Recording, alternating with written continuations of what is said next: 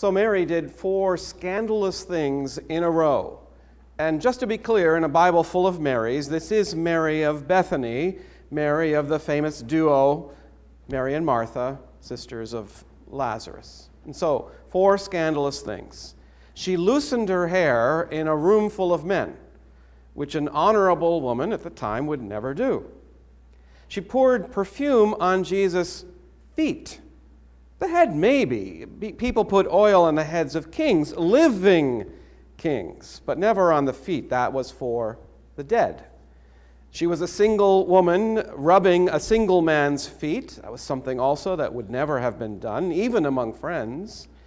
And 4, she wiped Jesus' feet with her hair. With her hair. I mean, frankly, to me, that's a little gross. And it's an all-around bizarre way to end an all-around bizarre series of very inappropriate, scandalous acts. But there was one more scandalous thing. She spent a year's wages on a jar of perfume. Now, let's say you make $10,000 a year. She spent your annual salary of $10,000. Of course, the cost of living in Bethany was a little less than San Diego, but you get the point. So a version of this story is told in all 4 Gospels, but all have very different details. So in Matthew and Mark, an unnamed woman anoints Jesus' head with expensive oil at the home of Simon the leper during the last days of his life. And the disciples were angry at the expense, calling it wasteful. So in Luke, a, quote, notorious sinner comes into the home of Simon the Pharisee and kisses Jesus' feet and anoints them with her tears and perfumed oil, wiping his feet with her hair. But this is early in Jesus' ministry, not within days of his execution. In this case, Jesus upholds the notorious sinner as a positive example of hospitality, in contrast to the rudeness of this host, Simon the Pharisee. And it's not related to his death at all.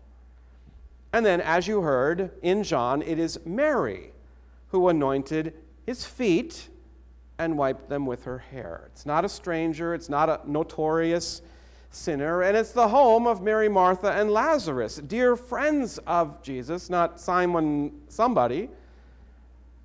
And it's the same Lazarus that Jesus had just a short time ago raised from the dead after sitting decomposing for 4 days. On that occasion, concern was expressed about the overwhelming smell from 4 days of decomposing flesh. But at this dinner, mention is made of the overwhelming scent of perfume filling the room, stinging the nostrils. It's the odor of death replaced by the odor of love in preparation for his death. And in this case, only Judas, not the disciples, expressed anger at the expense of the perfume, which John explained because Judas was a thief. Now, I don't know why these stories are told, this one story is told in so many different ways with so many different details. I mean, an editor clearly was not involved in this. But this is my favorite version. Mary. Mary got it. She listened intently, maybe sometimes a little too much for Martha's taste, because you remember that infamous dinner party. But Mary got it. Jesus had already told the 12 3 times that he would suffer, be rejected, and killed at the hands of the authorities in Jerusalem, and on the 3rd day rise. They didn't get it. I mean, Peter even scolded Jesus for saying such things, but Mary was paying very close attention and carefully prepared her response. She pulled together a massive amount of money. When you go to Indian reservations, it's hard not to see extreme poverty.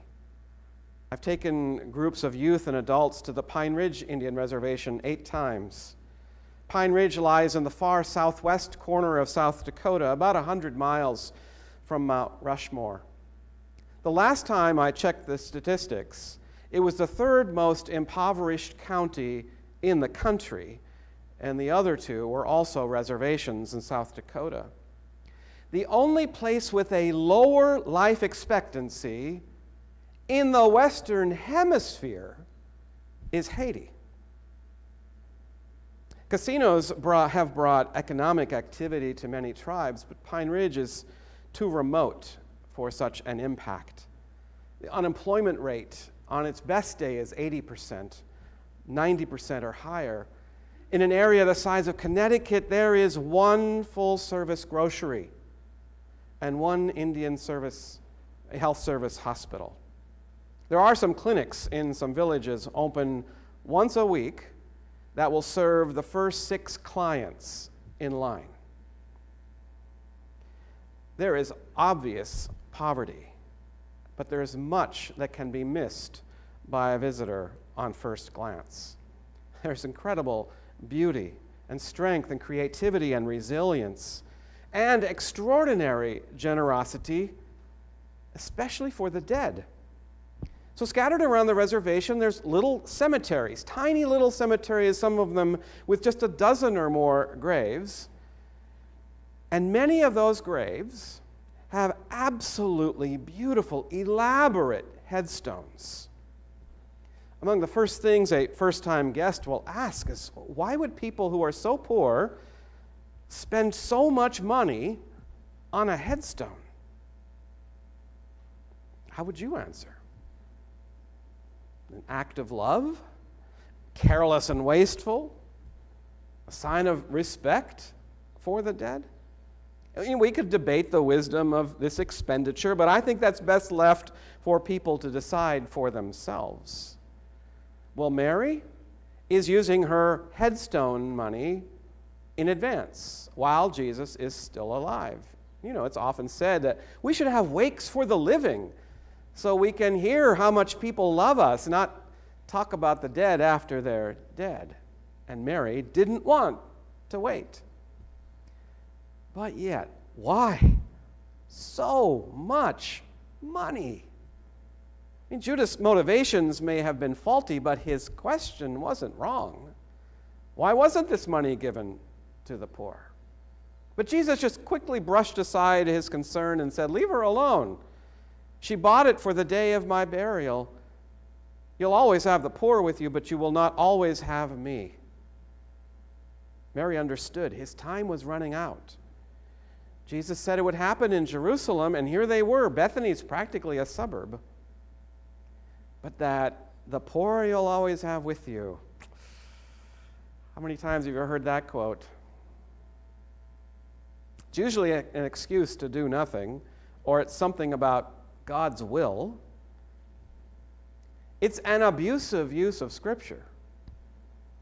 His audience would have known the context for the comment. In Deuteronomy 15:11, it says, "Poor persons will never disappear from the earth."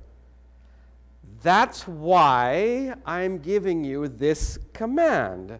You must open your hand generously to your fellow Israelites, to the needy among you. Okay, so you take care of your own. And to the poor who live with you in your land, i.e., foreigners, immigrants, and those people. As a faithful Jew, what Mary spent on that expensive perfume would have been in addition to what she had already given for people who are poor.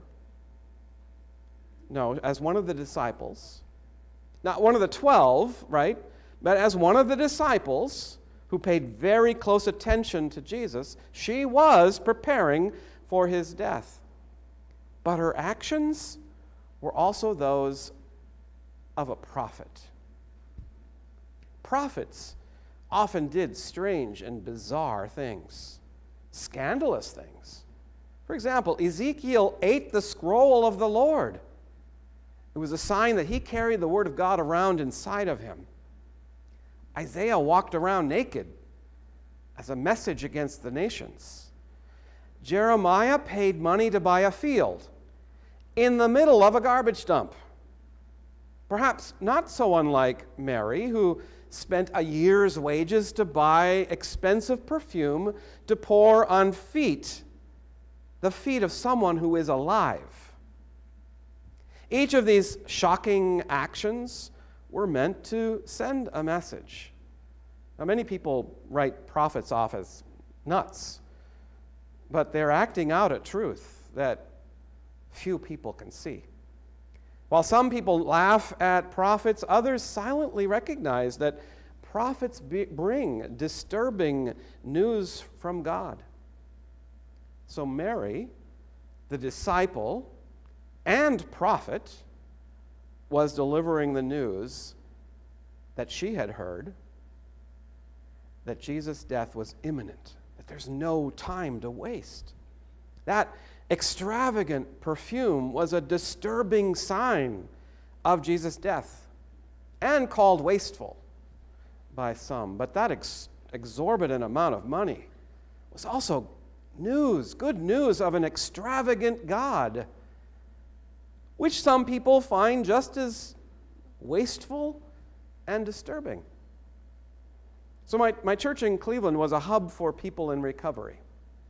In addition to 9 different AA, NA, CA groups every week, we had turned our parsonage into a home for people in recovery, a 3-quarter house, halfway between a halfway house, which has pretty strict rules and regulations, and full independence, right there in the middle.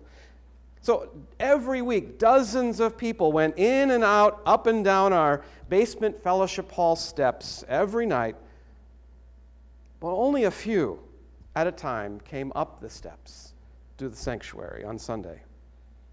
So one day at a coffee house next door to our church, I recognized a man I'll call Jerry, who went down into the fellowship hall regularly.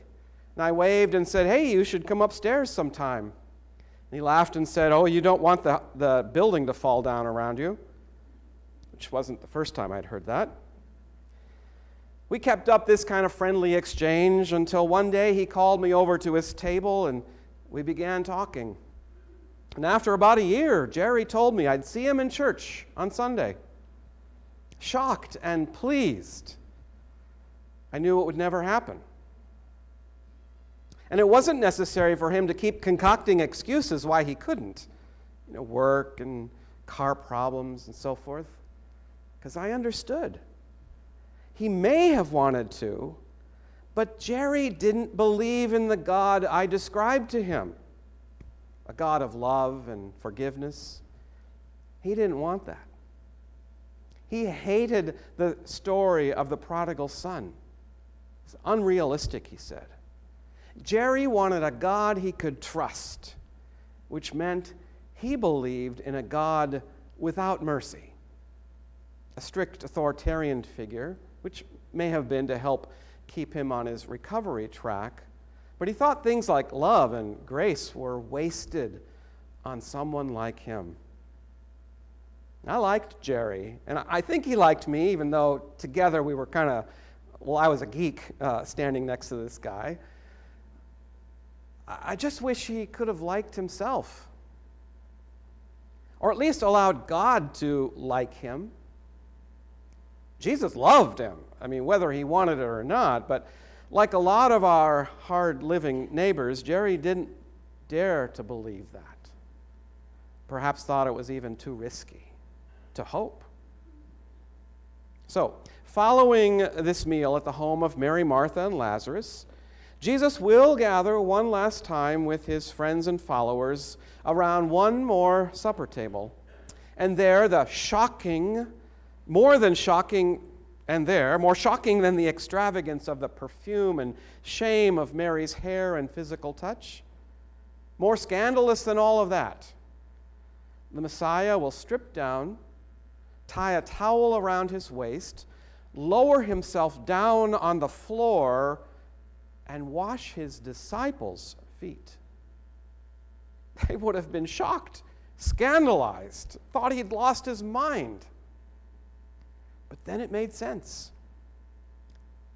He gave them a new commandment. As I have loved you, love one another. especially Judas and Jerry.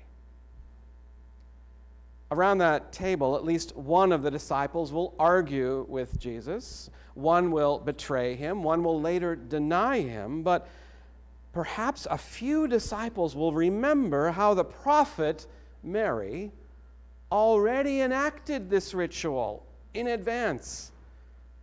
Because Jesus told them his new commandment to love, Mary had already shown them how. Mary, the prophet and the beloved disciple who models faithfulness for us, to share generously, to love one another extravagantly, and to participate in healing the deep wounds of the world. And maybe even dare to accept the healing of our own wounds. Amen.